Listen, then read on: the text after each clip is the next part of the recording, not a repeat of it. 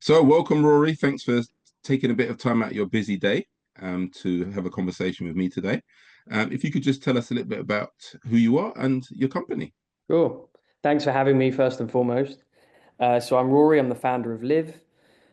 We are a technology integrator, specializing in the luxury home area, but we also do quite a lot of work in commercial and hospitality. We're based in London, in the UK, but we also have offices in Dubai and Los Angeles, so we have a global reach. And we set the company up back in 2015. Brilliant. And how did this come up? Because it's people are always so curious to say, this sounds like they'll hear what you're doing and it sounds like a very great business, great industry. How on earth do you get into this? It's a little bit accidental in my case. I set the business up originally as like a IT provider or IT support provider when I was still at school, helping friends, family, and referrals that came sort of that way. It was really when broadband became a thing. People started putting it in their homes, wanted to understand how they could get it to serve more than one computer in the home. Wi-Fi started to become a thing, and it kind of naturally grew off the back of that. So I did that for 6 or 7 years almost on my own. And then I started to hire a team, and we've sort of built organically from there. And networking actually is really the core of any good system that we install now has to have a strong network. So I think the pedigree kind of was built in from an early stage. And we've grown, as I say, naturally. And with, we're now a team of 12 in the UK, and we serve a very wide variety of clients. Brilliant. By the way, what about we can understand why you'd want to be in Dubai, and of course the American market is enormous. Um, how did that come about? Did you make that choice and say, no, I want to go to Dubai, I want to go to LA? Yeah, LA came about sort of through personal connections. I had a few friends there who were building their own homes and were struggling to find a company that they could rely on, really. I think that's one of the things about this industry that's interesting is it sort of sits at quite a crossroads of something which is inherently pretty technical and something which is pretty untechnical, which is the installation of things into a property, right? So you're kind of at this, as I say, a slightly strange crossroads where you get a lot of guys who, set up one man shows like I was once upon a time. And I think that they wanted a company who had experience, but also a name they could trust, and a company that had like a small team, really. That seemed to be the difference in helping us win work there was there weren't that many companies that were our sort of size and had our abilities, I guess. The Dubai thing is much more recent. It's in progress at the moment, so we're establishing ourselves as we speak. And really, the feeling there is that there is so much growth in the GCC as a whole, particularly with what's happening in Saudi, with all of the giga projects that are happening there. And the UAE itself is just going through such a through such a boom, particularly in the real estate market, that there is a huge demand for companies who do what we do. And similar to LA, really, having a company that's established and knows what it's doing and has experience across a broad range of sectors, there's a value proposition there, and people are recognizing that. Brilliant. No, great. And it's one of those key things we talk to people about is when I have clients, I say, what is your target market? And I mean, I can see, quality homes, people who've got a little bit of spare money. It makes perfect sense. I mean, these two locations, you're going to be abundant with these Mm, kind of people. So sometimes people go into a market, got great product, but if you don't get the right people, then you're going to struggle. sure. So on that basis, how would you describe a typical client? Very varied these days, actually. I think the smart home particularly has become much more accessible.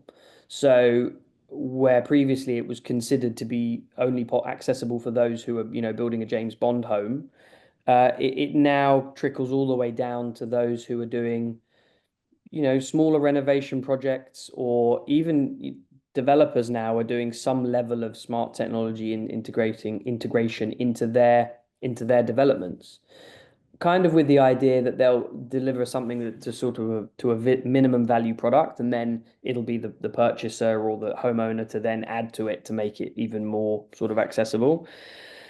There are lots of things happening in terms of energy. So quite a lot of stuff we do is to do with lighting, shading, and temperature control. And some of those things are built in very early on in the process with all of the sort of more entertaining stuff, sound, video, etc., kind of layered on top.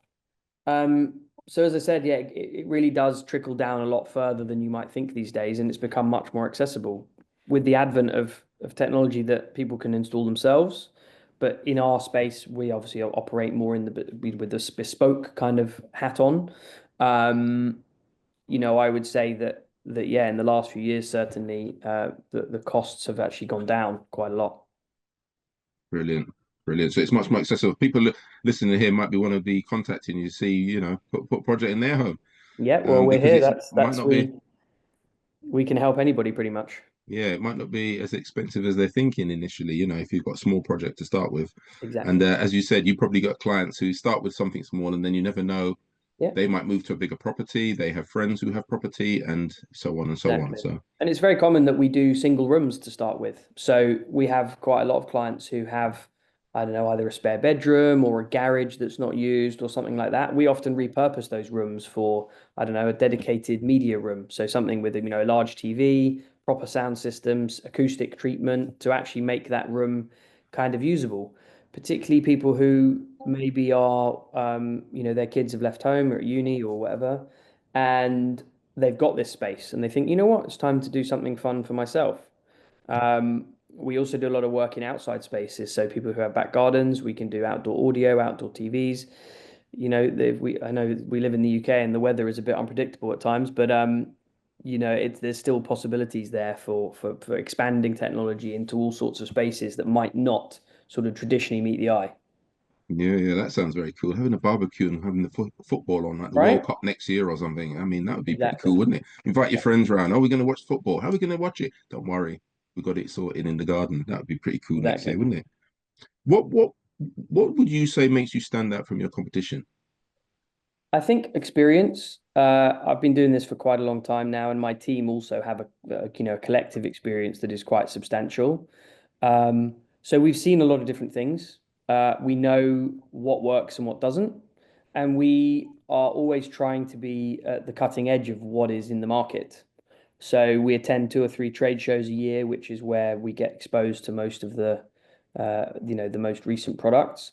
I think actually one of our sort of real advantages that maybe is not obvious is that most of the technology, believe it or not, for this industry comes out of the US. So as a UK operator, having a business over in LA, we get access to some of that technology a little bit earlier sometimes, or at least we know what's coming, maybe 6 to 9 months ahead of others. Not all of it makes its way to the UK, of course, but the majority of it does. And so we often can see and plan a little bit further ahead than most because we know we have that kind of inside track. But yeah, I would say experience first and foremost. No, pretty cool. And also, I understand you do it in house because one of the things with some companies where you can lose a little bit of quality and control is if you outsource everything and you just design, Yeah. you can take a little bit of risk on quality. So, Definitely. Yeah, having an in-house team has made a huge difference. We started out subcontracting a lot of our work, and you're absolutely right that the quality was there, but you just had to be you had to be much more on the case in terms of checking, many more points. Now obviously we can implement our own training programs. We have a sort of control over the quality of our own engineers and how they operate. I just think, yeah, because we have that experience and because we have that sort of ability to control things a little bit better, I think the output tends to be higher. brilliant. Absolutely. So, one of the classic things is what mistakes have you made on the way that you can admit to? Plenty. I think that the first thing about being a business owner and leader is own up to those mistakes when they do happen. Um, we're human at the end of the day, and being at the cutting edge means it's inevitable there are going to be things which go wrong because you're innovating. Um, what's been one of the things that's happened most recently? I think it's most of the things I can sort of think of. I can't think of a perfect example for you now, but generally it's that sort of stuff where we explain to a client, this is something we've not worked with before. It is, it's a sidestep or it's an improvement from something we have worked before. So it's not completely unknown to us, but it might take a little bit longer to get it to work the way we want it to. And so I think as long as that transparency is there from the outset, it helps Yeah. clients understand that it might take a little bit longer to get to the destination, but when they do, they're going to have something which is an improvement over something that maybe is, a few years old at that point. Um, from a business perspective, I think in our earlier days, we had quite a lot of problems establishing a team that was reliable. And so what I think my learning from that was that we should have implemented a more rigorous training program from an early date. Mm. Um, and so what that led to was more quality control problems, things just projects not really going quite to plan, and some disgruntled employees. Ultimately, if people don't feel that they have the support and nurturing that they need to improve and grow, that can be disenfranchising. So I think I learned that pretty early on that supporting your team and rallying around each other rather than just saying, oh, well, pointing fingers and saying it's someone's fault is far more constructive and beneficial in the long run. Yeah, it's really interesting you say that because I do, if I find larger businesses and they're having any issues with team, the first thing I ask is, do you train them? Is there an induction? Because that frustrate, and also where do you get them? Because if you do get your friends and your mates and the guy down the pub tells you somebody's unemployed at the moment and whatever, you might find you have a bit of a rag bag of Yeah, staff, and then when stuff starts to go wrong, then you're kind of backtracking, as you said. So yeah, that's a great lesson. I think everybody should listen to that one. Whatever you want from them, train them the way you want it done. exactly. Um, And I think you set out your parameters of what you expect from people at the get-go, right at the even if beginning. they don't have the experience or understanding to get there straight away. You work with people individually to understand their own pathway to achieve whatever it is you want to achieve. Because in our industry in particular, for some reason, you do get people who come from all over the place with all sorts of previous experience, people who sidestepped into this industry. Even, believe it or not, we're in, we sit under the AV category. People who've worked in live events have almost no idea what it's like doing what we call sort of permanent install. Yes, okay, it sits in the same category, but actually the discipline is so different Very that different. the skills are semi-transferable. I would probably say. Even people Yeah, who worked as data engineers, we've had guys come through before who work as data engineers and want to get into AV. Okay, fine, they understand the principles of cabling and things like that, but then there's so much more you have to add on top of that to be able to say, okay, you're coming in with this level of knowledge. We need your knowledge to be here so that we can serve our clients sufficiently. That's a steep learning curve, yeah. and it's not always logical. Yeah, yeah, that's a great example actually, because setting up a stage in an empty building, a commercial site, and working in somebody's lovely home with the children and Couldn't everybody's be on more site different. is a very different ball game. Parking your van on their lawn, and there's lots of things you got to think about when you're working in a private home compared to somebody gives you a massive stage and says just get on with it at Glastonbury or somewhere. You Exactly. can park your van anywhere, you can do anything, you know, toilets everywhere, whatever. You do that. It's very different in people's It homes. really is. Do you have an interesting one I like to ask is do you have a routine or is it your day very variable? My day is very variable, only because I'm across so much of the business every day. And I will jump from a marketing meeting to a finance meeting to a project planning meeting to seeing a client on any given day. And that is pretty typical for me, which I like actually. That's part of the reason I run my own business is that I like that variety and be able to move my brain from thinking in one way to thinking in another. Sometimes it's very strategic, sometimes you're really in the nitty-gritty detail of things. I that's for me, that is what makes me tick. Oh, brilliant. So you're not one of these people that do a 5K run at 5 o'clock in the morning, down the gym, I mean, have a high protein breakfast and no, fasting yoga. I play some sport a couple of times a week with some other people. I play some football. I cycle to stay fit generally. I have a dog, so he gets walked every day for a nice, hour, hour and a half. So that's actually my sort of mind clearing time. A lot of the, when I'm out with him in the park, that's when I try to do it in the morning. And it just allows me to kind of clear my head and think about what is going on, and you can mull over things. I take notes, I listen to podcasts, and I listen to people who I find interesting and who have influential things to say. We touched on it before the interview, but I listen a lot to some to people like Gary Vee because I feel that he has a lot of experience in marketing, which to me is still a little bit of a dark art, and Yeah, it's changing so fast, very fast. particularly with the advent of social media being what it is, and now AI coming on as well. It's all just you need beacons like that who are kind of a couple of steps ahead of the layman like me to be able to really pinpoint where things are going and what in his case where to put your spend pounds or dollars. Yeah, yeah, yeah. He seems to have a pretty good grip on how these different social platforms, for example, work, and why advertising on Facebook is much more efficient than advertising on Instagram. Things like that. That, as I said, if you're trying to do a lot of things yourself, which we do, we try to bootstrap quite a lot of what we do because we're not a big business. And I don't have endless marketing expenditure to pay agencies to do loads of that sort of thinking and work for us. You can kind of assimilate a lot of that knowledge yourself if you're careful about, trying to get two or three different opinions on things and making your own mind up about stuff and then experimenting in a way which is fairly low risk to see what hits. Yeah, I love that. It's something we encourage. I mean, we're bringing over Gary V, which is really exciting. So, Very cool. God knows how much that's costing, but we won't get into that one. But yeah, he's going to be live in the UK. But I'm looking forward to that as well. But it's interesting what you say. One of the things we encourage is experiment. You use the term experiment. We might use different words, but the concept of try marketing, low risk, low cost, try it, test it, see what happens, change it.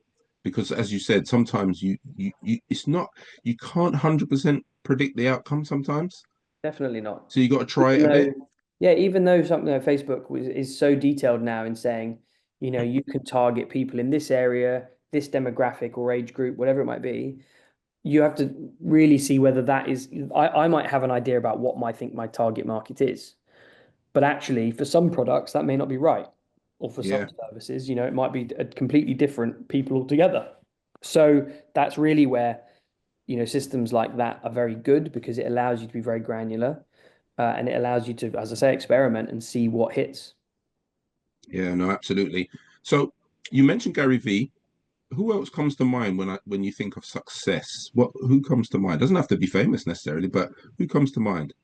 Um, I mean, I've followed lots of sort of successful business people, I think, over the years. That's probably where my basis of this sort of stuff comes from. Um, Gary's obviously very successful when it comes to marketing and what he's done. And I have a sort of uh, in a weird way, I have an interest in wine, and I know that's what his business was originally, right? He worked for his dad in his wine business, and he kind of grew that for him, and then spun out into becoming this sort of big marketing guy. I've got a couple of guys or people who I've worked with over the years who sort of become quasi mentors, advice givers, and people who I think have done things, quote unquote, the right way. Um, so I would say probably yeah, I can't think of anybody else sort of famous, if you will. Yeah, yeah, I mean, there are some other people who've done very well in one thing and transferred into another. Someone like David Beckham, I always think is very interesting from how he's, managed to monetize himself. yeah, Gary Neville's another one who, is very big in property now and he's managed to use his money very well from his footballing career to kind of to do things like that. Um,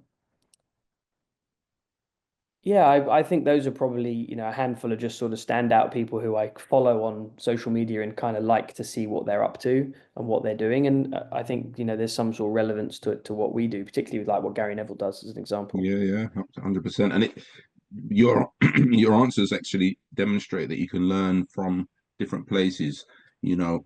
I encourage people not just to learn from people in your industry, but what can you learn from? It could be from anywhere, as you said, anywhere that you take an interest in, and what can you learn from them? Because Beckham is brand Beckham. I mean, he's been great at branding, even though you wouldn't.